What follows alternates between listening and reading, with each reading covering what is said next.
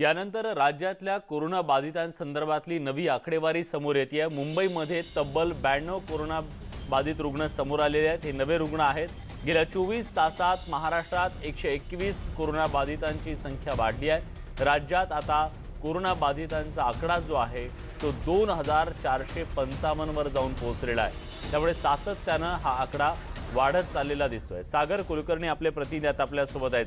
सागर, अगदी 12 तासातली ही आकडेवारी आहे आणि काल 250 एका दिवसात मुंबईत वाढले होते, ती वाढ सातत्याने पुढे दिसते।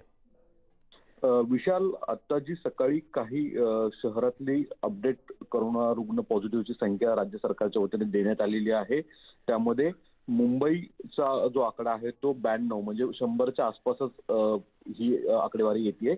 सगळ्यात जास्त चिंतेची बाब म्हणजे मुंबईच्या जवळ असणारे दोन शहरं जे आहेत, नवी मुंबई महापालिका आणि ठाणे महापालिकेत सुद्धा रुग्णांची संख्या वाढणं ही कुठे ना कुठेतरी एक धोक्याची घंटा आहे, सरळ दिसून येते। कारण की नवी मुंबईमध्ये आतापर्यंत गेल्या काही दिवसांमधले रिपोर्ट्स हे 1 किंवा 2 पेक्षा जास्त नव्हते, पण आता जी माहिती आलेली आहे त्यानुसार नवी मुंबईमध्ये 13 रुग्णांची संख्या वाढलेली आहे। ही अत्यंत धोकादायक आहे। तर दुसऱ्या बाजूला ठाणे कॉर्पोरेशन महापालिकेच्या हद्दीमध्ये 10 रुग्णांची संख्या वाढलेली आहे। सगळ्यात महत्त्वाची गोष्ट म्हणजे वसई विरार, ज्या ठिकाणी सगळ्यात मोठ्या प्रमाणात बाहेरून राज्यातून आलेले परराज्यातील जे मोलमजूर राहणाऱ्यांची संख्या ही अधिक आहे, त्या महापालिकेच्या हद्दीत देखील 5 रुग्ण वाढत आहेत।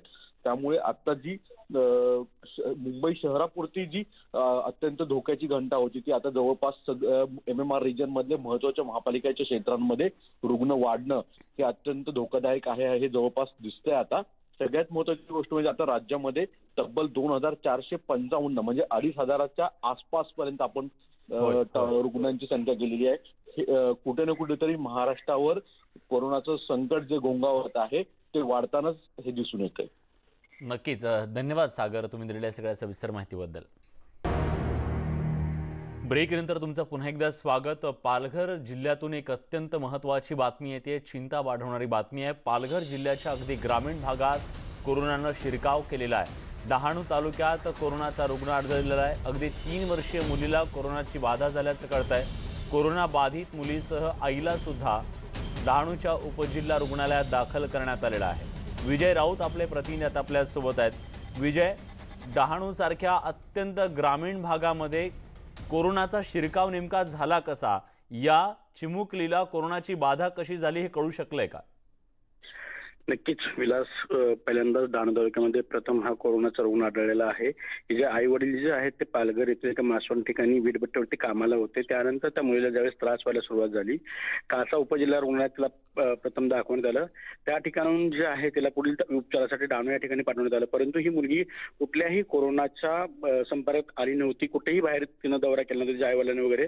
परंतु आता कासा उपजिल्हा रुग्णालयातील जवळपास 8 जण म्हणजे 3 डॉक्टर आहेत, 2 नर्स आहेत, अँब्युलन्स चालक आहे, अशा सगळ्यांना देखील आता होम क्वारंटाईन करण्यात आलेलं आहे। त्यांचे रिपोर्ट देखील पाठवण्यात आलेले आहेत।